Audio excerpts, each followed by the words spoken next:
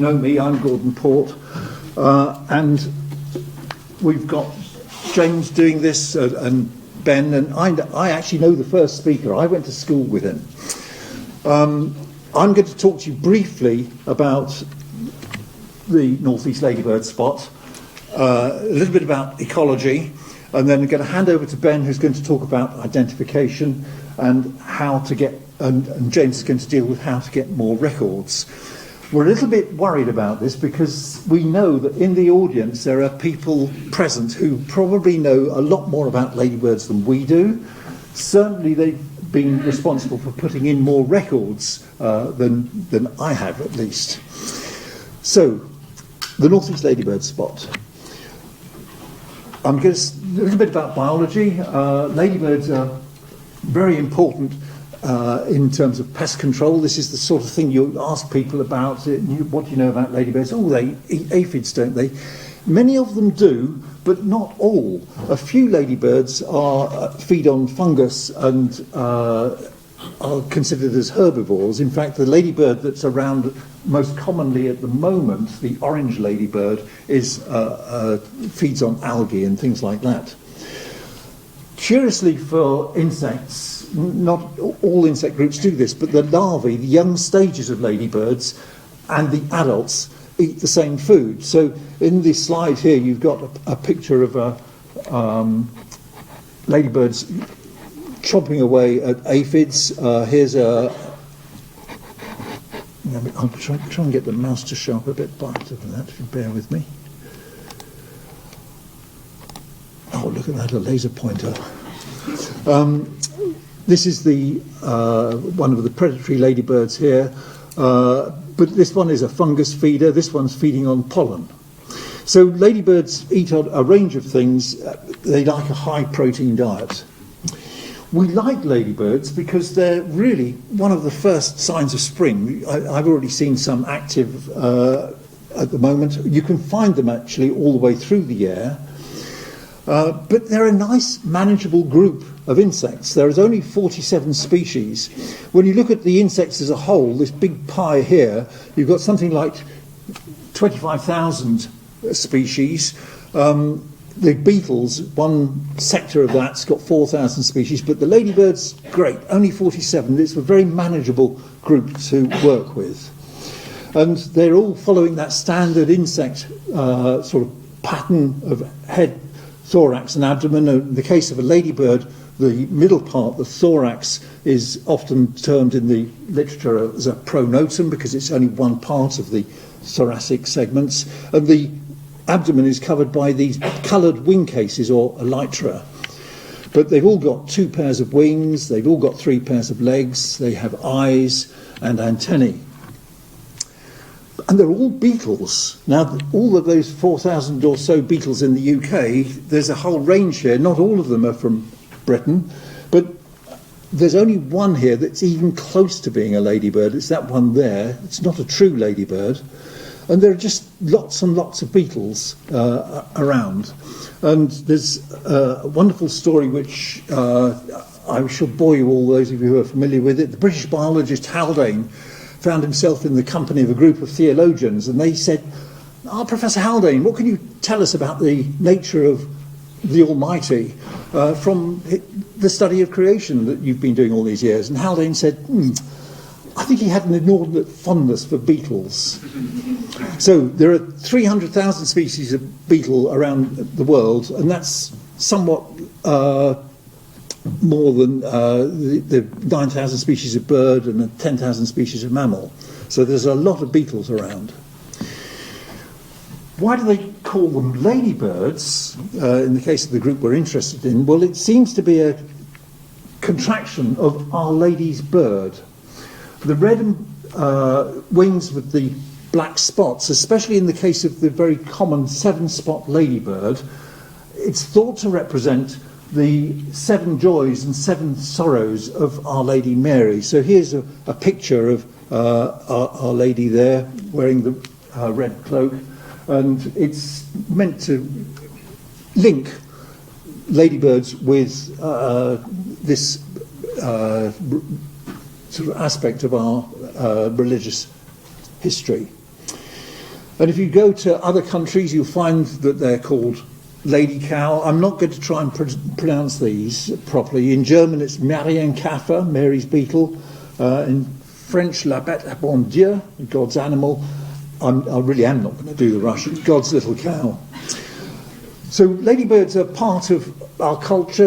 Everybody's familiar with them. They're easy to recognise, and that made them a good target for our a citizen science project. And the ladybird is also useful because it's around throughout the year. All ladybirds show this type of life cycle. So around about now, you've got adult ladybirds that are passing through the winter. They don't hibernate. Strictly speaking, they overwinter. If they hibernated, they'd go into a state of torpor and they wouldn't wake up. But if you warm a ladybird up in the wintertime, it can start trundling around and feeding on things.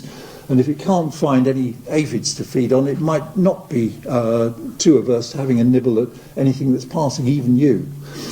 But they begin to be really active as the weather warms up like it is now, March and April. They come together to mate, and then the eggs are laid, and these young larvae are produced, getting bigger and bigger and molting until they turn into a pupa, and then the adult ladybird emerges. This is the 7-spot ladybird life cycle, but all of the other ladybirds show a similar sort of pattern. We don't know enough about all those different ladybirds' life cycles to be able to precisely say when they are mating and so on, but we're getting more information all the time. So the larvae and the pupae look rather strange and not like an adult ladybird.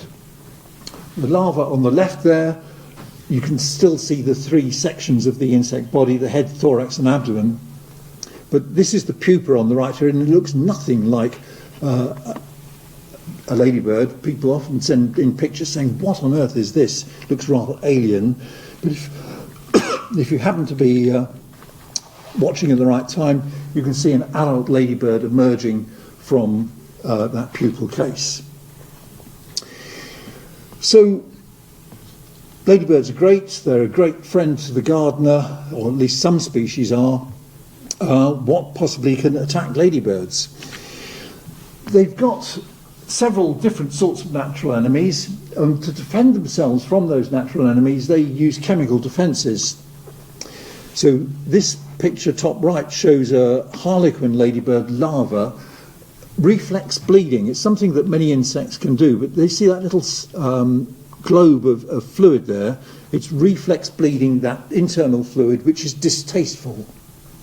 Now, I have to confess, I've not tried eating a ladybird, so I can't vouch for that, but I know a few people who have, and yes, they all do tend to be distasteful. And certainly, this is one of the reasons why they have that very marked coloration, that red and black striking coloration, or yellow and black, because it makes them very clear to vertebrate predators that they would not be very good to eat. But something must keep their numbers in check, because they're very productive during the season, and they get attacked by a range of vertebrate and invertebrate generalists. They also have some very specialist parasitoids and pathogens.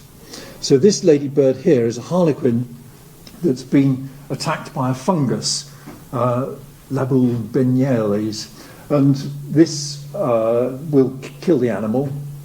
It sort of gets slower and slower, and then just sort of turns into a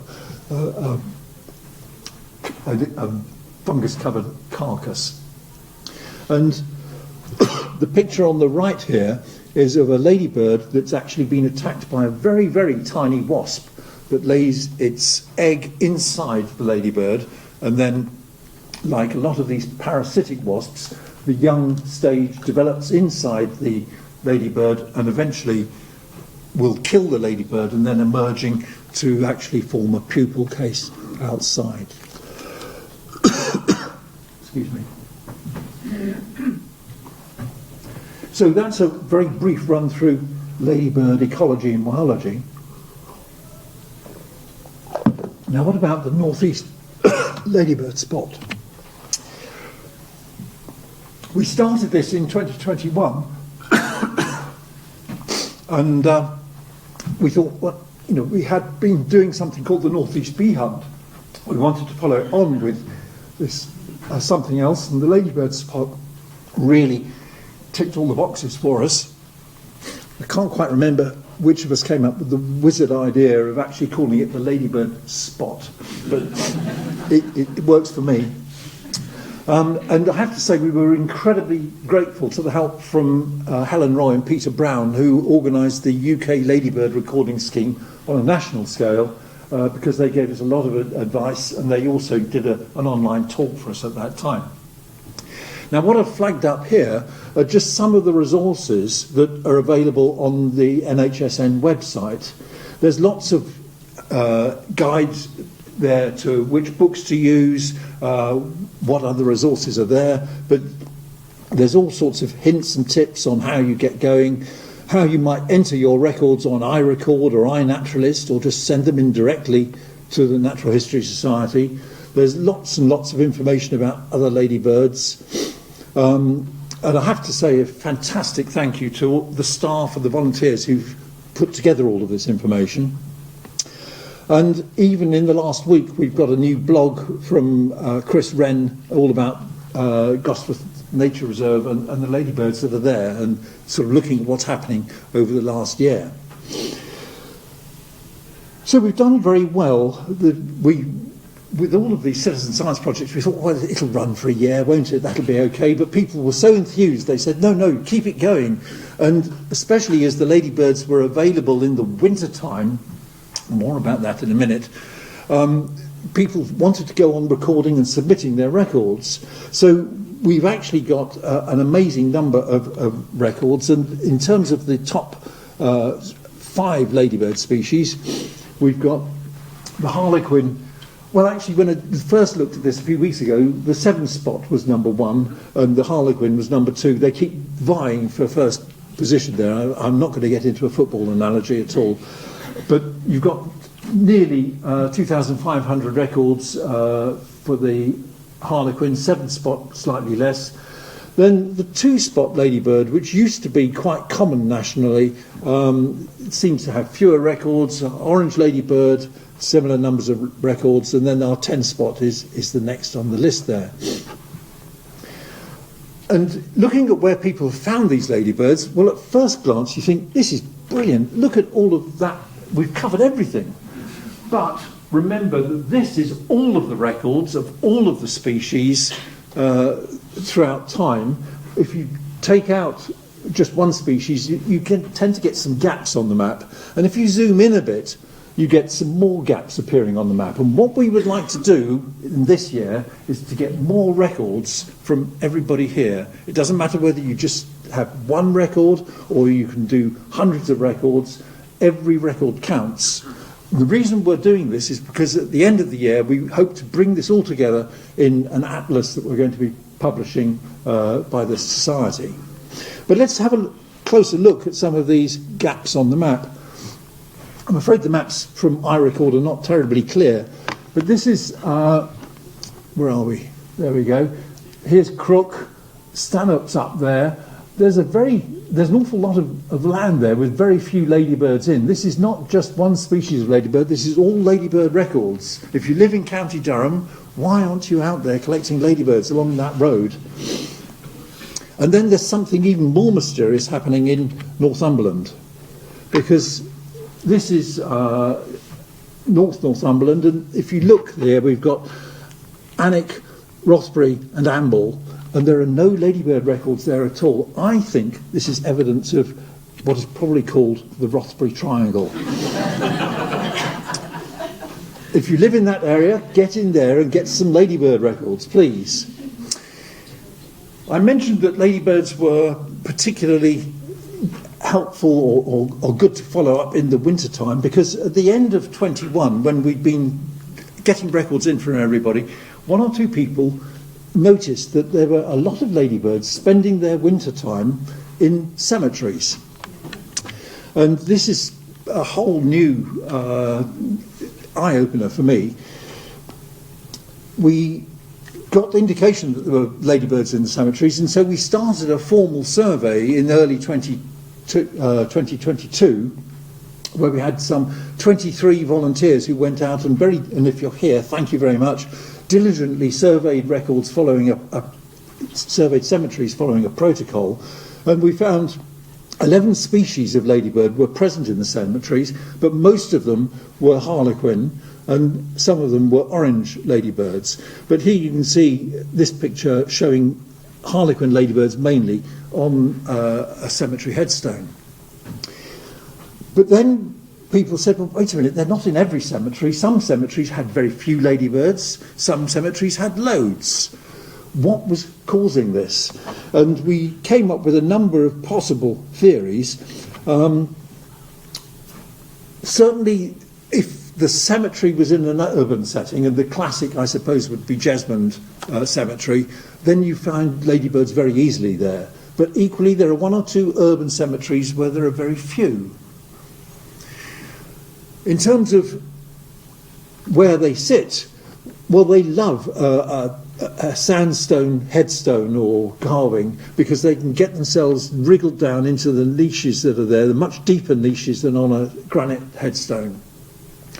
And the other thing that we think may be happening is that the types of trees that are around, whether they're conifers or sycamore or lime trees, may affect them, but we haven't really got to the bottom of that yet. But this graph at the bottom just simply shows you that an awful lot of cemeteries in that survey, a lot of them were small rural cemeteries, had no ladybirds at all. Nearly 50 of the cemeteries were surveyed had none, but some of the cemeteries had over 1,000 ladybirds in. And so we still don't know quite what is going on there. Now, I'm not going to take questions at this point because Ben and then James are going to talk. We'll take questions at the end, but I'm now going to hand over to Ben, who's going to say something about identifying ladybird species.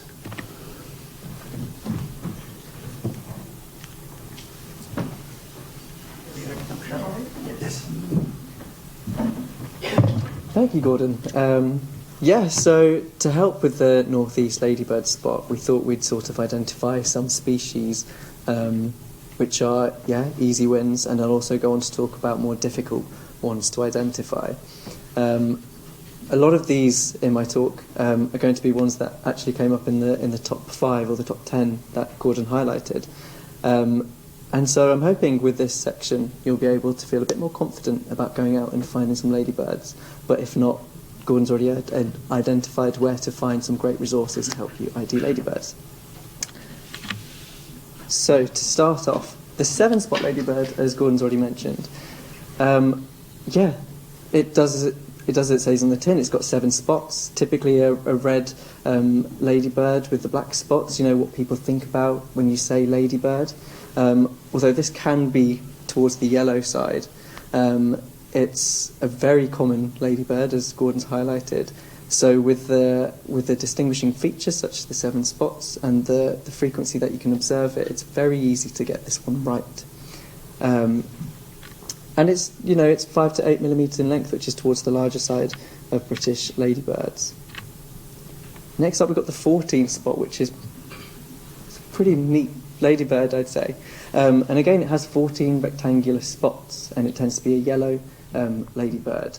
And there is some variation within the species, such as how merged the black rectangular spots are, so that they can produce these very happy, smiley face looking ladybirds.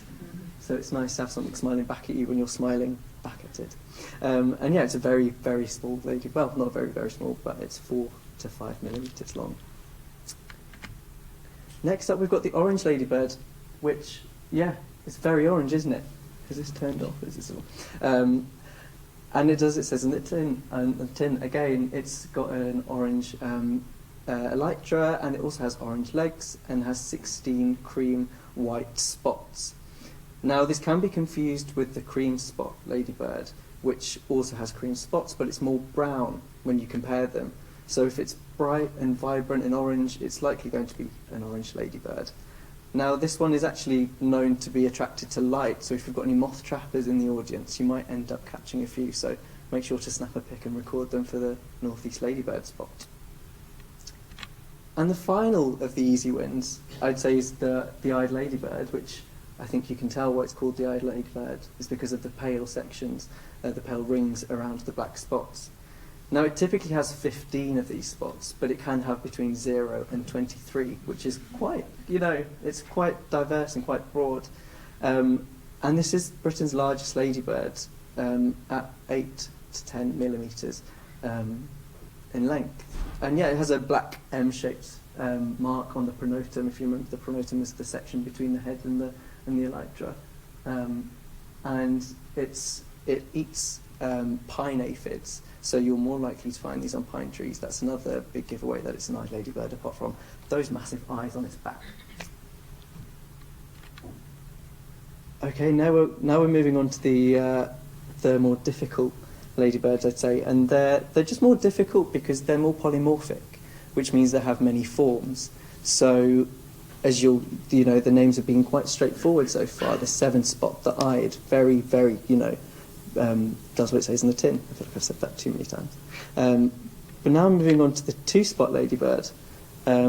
Usually red with 2 spots. The spots can be bigger or smaller than that. Except it's not always got 2 spots. There are 3 main forms of 2-spot ladybirds. You've got the characteristic red with black spots, but you've also got the melanic forms, which has 4 in the middle and 6 spots on the left-hand side. And yeah, so these have black legs, and you'll be reading that thinking, why do I need to distinguish the 2-spot from the 10-spot? 2 and 10 very different, right? Well, no, because the 10-spot doesn't just have 10 spots. It can be black or red with black, red or cream spots, and have from 0 to 15 spots in total. But again, it has 3 main forms which you can distinguish. So we've got the typical form, which is that red shell with black spots. You've also got the checkered form in the bottom left-hand corner with black or brown checkerboard pattern. And then you've got the melanic forms, which have 2 spots on the shoulders. It can be mainly brown to black in colour, and the spots can be white, yellow, cream, orange or red. So quite broad, but as soon as you get into your head that there are these patterns, they're very easy to distinguish, or easier to distinguish from other ones, I'll say. And this one has orange legs. And finally, we've got the harlequin ladybird, which I could not mention because of how polymorphic this species is. Now, as you'll know, it's an introduced species, and it was first discovered in 2003. And since then, it's sort of blown up, as you saw by the numbers that Gordon presented. It's very, very common. But again, this has 3 main forms, even though it is very polymorphic. And you have the succinia form, which is the top right, which has between 0 and 21 spots. It can be yellow, orange, red. The spots can be white, black, brown, very, very broad. But the distinguishing feature for this beetle is the size of it, really. It's like generally quite a lot larger than our native species, if you haven't seen from the previous slides. And it also has brown legs. So size and brown legs are the 2 major distinguishing features, I'd say. You've also got the conspicua form, which has 2 spots, which tend to be red spots on a black back. And then the spectabilis form, which is 4 spots. And again, they vary between their forms. The spots are bigger, the spots are smaller. So I find them quite challenging, but it is just you've got to rely on the size of them and look for the brown legs as well. So yeah, I hope that quick tour of a few species has helped build confidence. But I'm now going to pass you over to James to bring us home.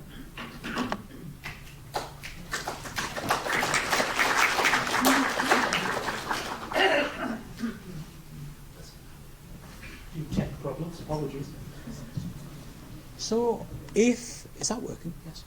If Ben had some of the easy wins, I guess I've got some of the ladybirds that are the frustrating finds, the ones that keep those of us tasked with making sense of the records up at night. And if there's one thing clear from your ladybird records is that some species are a whole lot harder to find than others. Whereas the 7-spot or the 10-spot might pop up in a garden or park, there are others we don't see that much of at all. But whether that's down to genuine rarity or perhaps restrictions in the availability of habitat, or just simply that some of us are missing them, remains to be seen. And the 6 ladybirds we'll look at now demonstrate just that, and we're hoping, with a bit of encouragement and perhaps a few slices of cake if you succeed, you could be tempted to go out there and have a look for them yourselves. So first up, we have a really lovely ladybird. This is the hieroglyphic ladybird, otherwise known as just about the most annoying ladybird out there when you're out there trying to look for one of them. So the first thing you'll notice with this one is it's a really pretty little insect. It's orange-red, the wing cases that is, and covered not only by black spots but by black streaks, which someone, way back when, thought resembled Egyptian hieroglyphs, hence its name. Unlike many other ladybirds, this one doesn't demonstrate too much variability, but as you'll see shortly, there is a different form, shall we say. But the important thing with this one is to look at that pronotum behind the head, and you'll see 2 white lateral patches, one at either side of the head. That is really useful with this species when compared to other ones you would see in a similar setting. Now, if you believe the books, this species is an upland specialist. It inhabits habitats rich in heather, where it usually feeds on the larvae of the heather leaf beetle. So you're most likely to find it in bogs on the edge of forestry plantations, or indeed on moorland. But even there, it's best looked for by sweep netting and by getting down amongst the vegetation to search for it. But as you will see shortly, it does get around. Oh, this is just the lovely melanistic form of hieroglyphic ladybird, which, as you can see, looks absolutely nothing like the textbook definition. No red colour, no hieroglyphs, but it does still have those lovely little white patches behind the head.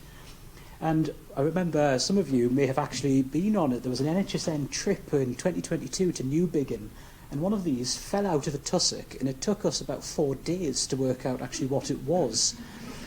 Such is the nature of ladybird recording. And here you have the map for hieroglyphic ladybird, and so far since 2021 we've only had 7 records of this ladybird across our region, which out of 10,000 is quite a small number. And even here they fall into 2 camps. You've got records from the uplands, particularly Harwood Forest in Northumberland there, and also the North Pennines, where the ladybird should be. But you'll also notice a cluster of records on the coast, and I think I said that the books aren't always to be believed. Hieroglyphic ladybirds have been found in a caravan site at Newbiggin, miles away from any heather moorland, and more recently from a fence post at Whitburn on the County Durham coast. So whether or not these are just populations that defy the textbook definition, or perhaps even have been blown out of the uplands, or maybe, I won't jinx it, have migrated here, we just don't know. And we'd love some of you to go out and try to find these so we can find out. A really nice one here, and sticking with the upland theme, here we have the heather ladybird. So if you're familiar with the quite common pine ladybird, species you will find in cemeteries and towns and cities, you'll note that this one looks an awful lot like it. It's small, it's uniformly black, and it has, well, it's probably not the scientific terminology, but it has a pie crust around the outside of the wing cases, which helps you tell this little family of ladybirds apart from the others. But importantly, this one, you'll see, has a horizontal line of red blotches going across the centre of the wing cases. And whilst these do vary a little bit, they merge, this is pretty uniform. As its name suggests, this one should be found in habitats with lots of heather, yet again, just like the hieroglyphic ladybird.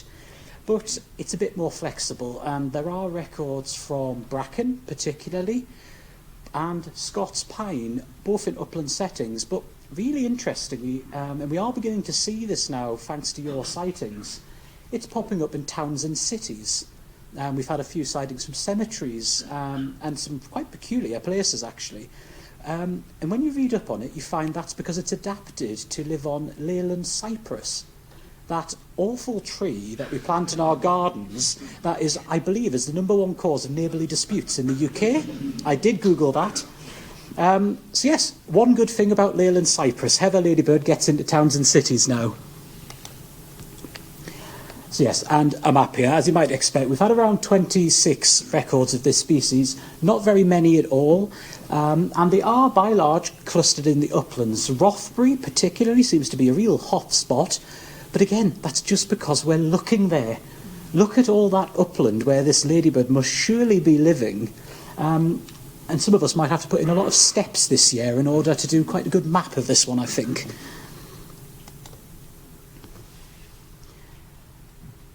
Right, so getting a little bit more elusive now, and this one, the 11 spot, is quite a scarce ladybird across the entirety of the UK.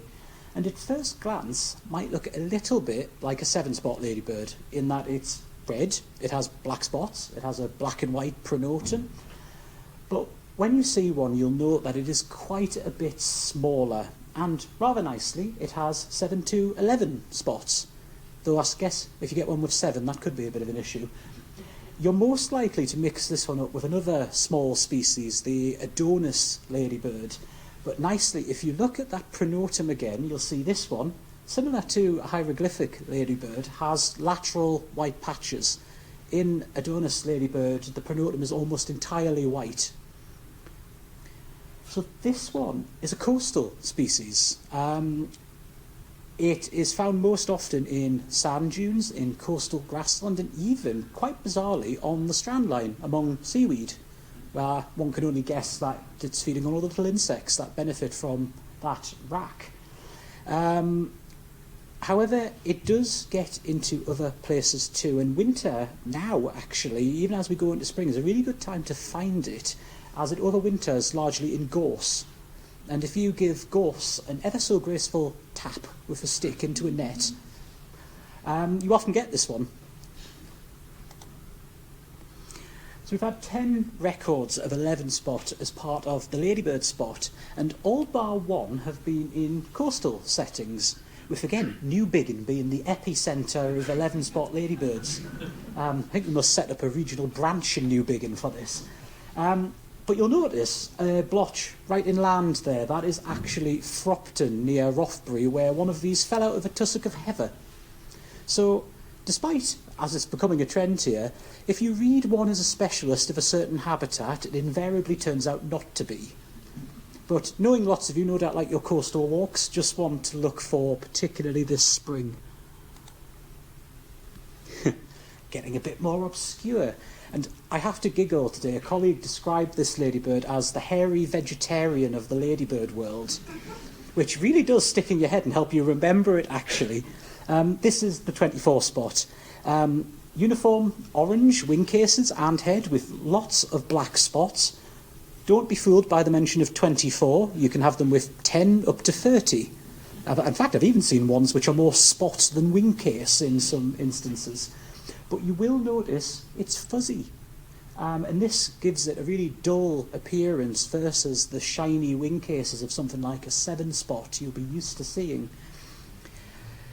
This one is found exclusively in grassland, with a preference for rank grassland boasting false oatgrass and cocksfoot, the kind of thing you would see on road verges and forgotten corners. And being a vegetarian, it does like its plants. It's noted for mugwort on occasion and salad bonnet. But its favourite food is supposedly red campion. So if you find a teeny little ladybird nibbling some red campion, it could well be this one.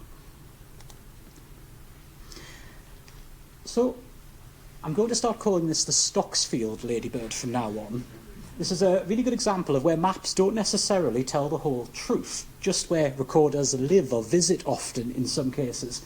So, being a grassland ladybird with a fairly broad tolerance, this one should be fairly widespread, but save a few records at Blythe and Duridge Bay, all of the 39 or so sightings of this ladybird have been along the River Tyne, from Walker to Stocksfield, where it is really, really numerous. But that can't be true. It must be out there, and we all have a grassy verge near us. And it is worth going out to check for this one. You will, on sunny days, find it climbing up the stems of those rank grasses.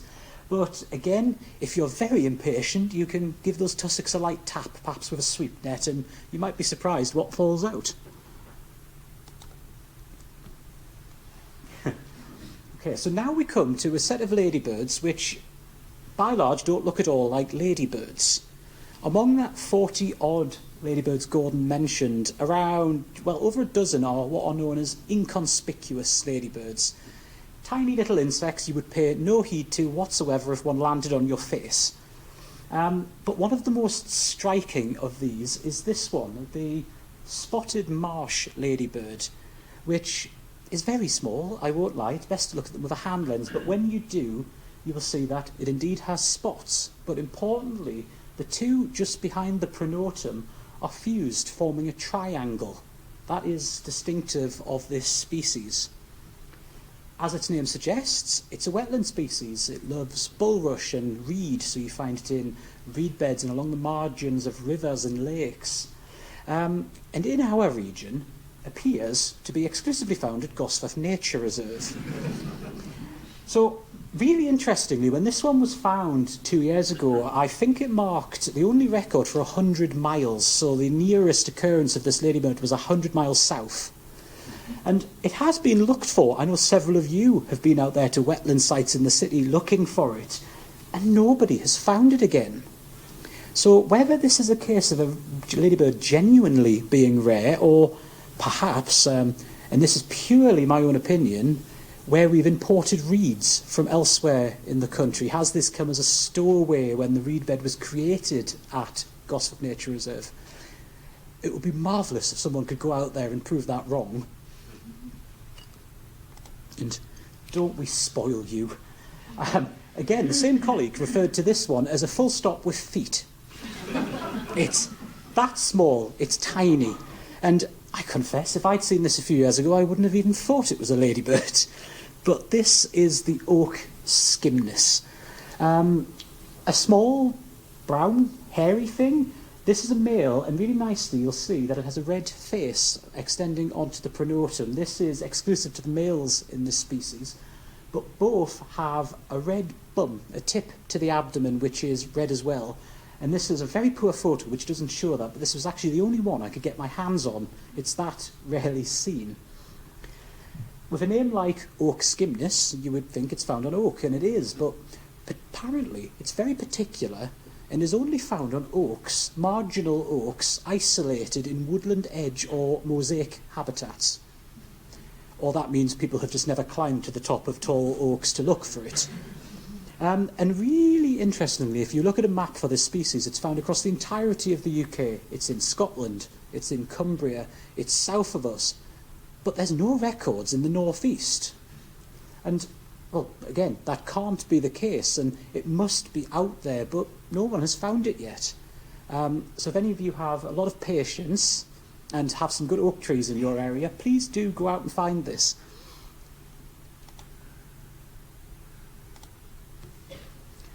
So importantly, how can you get involved this year? Gordon's already covered some of this, but really, just go out there and have fun. Find some ladybirds. It really is addictive once you get started, actually. It's a bit like fishing. You never quite know what's going to appear.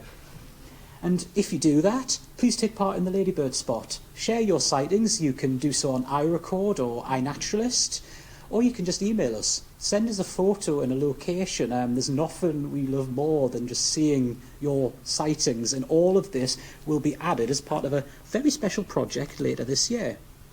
An atlas, as Gordon mentioned, hopefully continuing a very, very long tradition of NHSN's, which is publishing the findings and discoveries of volunteer citizen scientists, just like all of you.